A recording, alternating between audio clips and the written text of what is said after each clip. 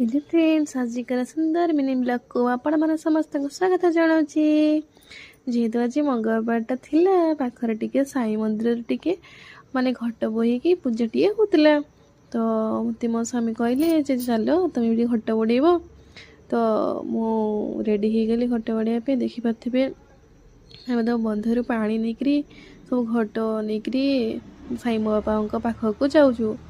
आउ बहुत बहुत लोक जाइए। घट बुड़े 200 250 पाखापाखि घट बुड़े।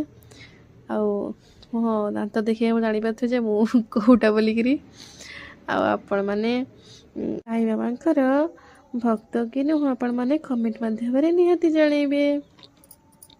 तो मुझे घट बुड़ेला बेले मो धन जावीडियो कर दौरान मत। आपण मैंने भिडियो भल लगी लाइक कमेंट शेयर कर देवे। धन्यवाद।